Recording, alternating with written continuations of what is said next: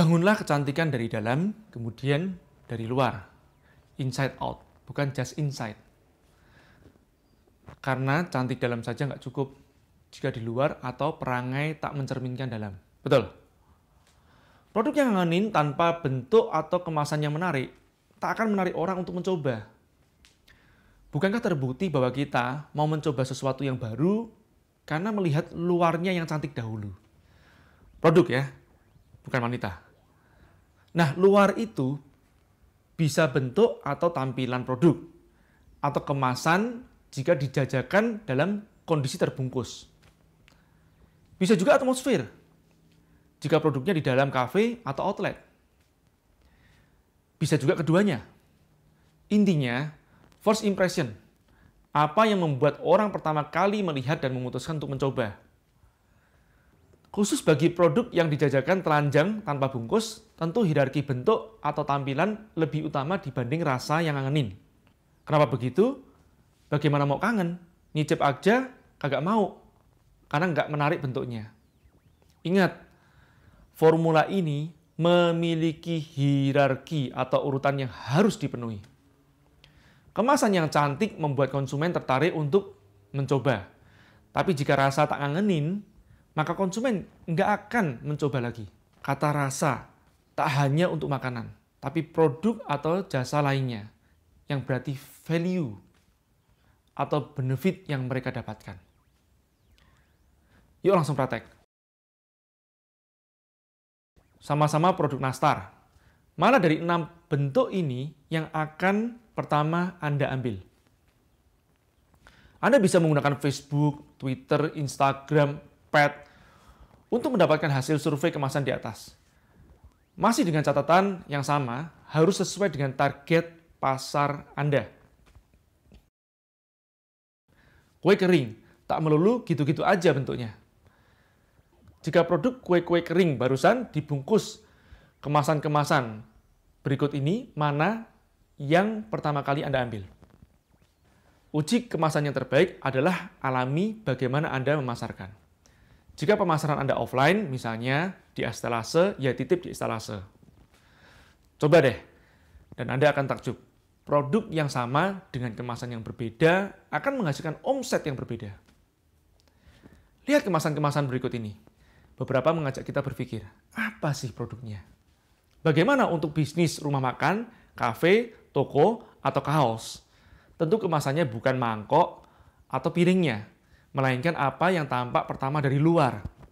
Penampakan desain bangunan, kios, berikut atribut promo yang nempel di depan merupakan syarat suatu kios untuk dilirik semut yang lewat.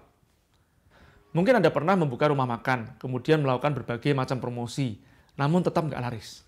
Atau mungkin Anda bertanya-tanya, kenapa tempat makan langganan Anda rasanya enak, pelayanannya bagus, tempatnya nyaman, tapi sepi pelanggan?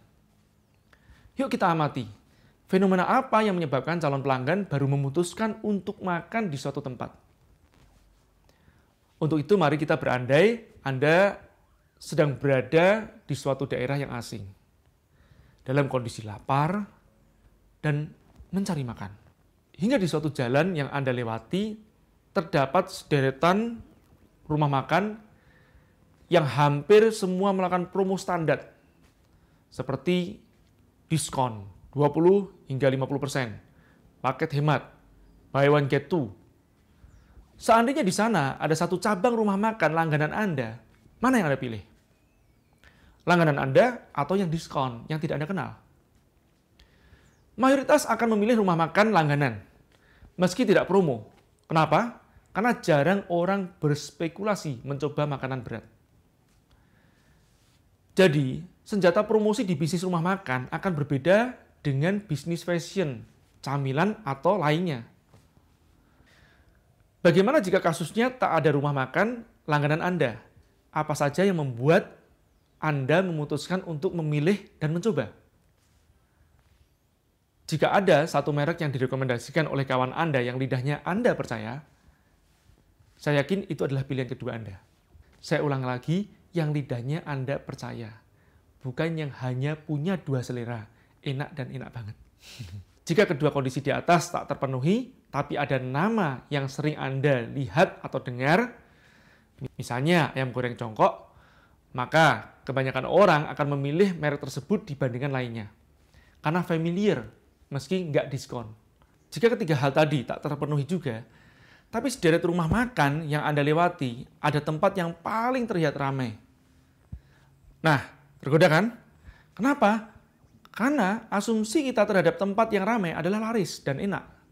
Padahal belum tentu. Bisa jadi ramainya karena ada loket pembayaran listrik, air, dan telepon. Atau mungkin teman-teman asosiasi yang difasilitasi untuk meeting gratis di situ. Sengaja atau tidak sengaja, hal itulah yang akan menarik pelanggan baru. Jadi buatlah rumah makan Anda selalu terlihat ramai, bagaimanapun caranya. Tips agar rumah makan Anda terlihat ramai, kursi bagian luar diberi sandaran, agar konsumen betah duduk. Kursi di dalam ruangan jangan diberi sandaran, biar nggak betah duduk lama. Berikan promo di hari dan jam tertentu saat banyak orang lewat. Lakukan secara konsisten, hingga virusnya menular. Parkir gratis. Fenomena ini oleh Robert Cialdini dalam bukunya Influence disebut sebagai social proof. Orang-orang akan cenderung mengikuti mereka yang telah terbukti mencoba, terutama yang memiliki kesamaan. Terakhir, jika keempat aspek di atas tak memenuhi syarat, maka mata Anda yang akan memutuskan mana yang kira-kira terlihat enak. Dalam kasus ini, tampilan luar sangatlah menentukan. Jadi hierarki keputusan memilih rumah makan adalah pertama, langganan atau disebut dengan experience. Kedua, rekomendasi orang terpercaya atau authority. Ketiga, terlihat ramai atau social proof. Keempat, sering lihat atau dengar, ini yang disebut repetition. Dan yang kelima, tampilan luar atau casingnya. Don't judge the book from its cover. Berlaku untuk kita. Tapi jangan berharap untuk orang lain atau pelanggan kita. Pelajaran. Dengan mengubah bentuk atau kemasan saja, bisa membuat produk Anda lebih laris dari sebelumnya. Buktikan itu. Behind the scene. The Power of Kepepet. Beberapa bulan sebelum buku pertama saya, The Power of Kepepet, atau biasa disingkat dengan TEPOK, diterbitkan, saya melakukan survei di Gramedia Batam. Saya memotret deretan buku terbaru dan mengamatinya. Apa yang saya temukan, rata-rata desain dan warna buku adalah serupa. Dari kejauhan, saya melihat, ya itulah buku. Saya mengumam, bagaimana caranya buku saya langsung terlihat beda di antara buku baru lainnya. Secara merek, buku saya sudah ngetop. Nyombong dikit ya, nggak apa-apa kan. Tapi bagaimana dengan desain covernya? Nah, ketemulah ide membuat desain ala film Hollywood. Di benak saya spontan terfikir suatu film, National Treasure, yang dibintangi oleh Nicolas Cage. Setelah googling, saya kirimkan konsep ide desain ke desainer saya. Dan besoknya saya melakukan pemotretan dengan gaya melompat hampir 40 kali. Problemnya, saya nggak berhasil mendapatkan foto macan yang dalam posisi mengejar. Terima kasih pada Photoshop, akhirnya kita bisa berhasil menggabungkan dua foto macan yang sedang mengaum dan sedang berlari menjadi berlari dan mengaum. Tada! Bukunya bestseller dan sudah tercetak lebih dari 18 kali.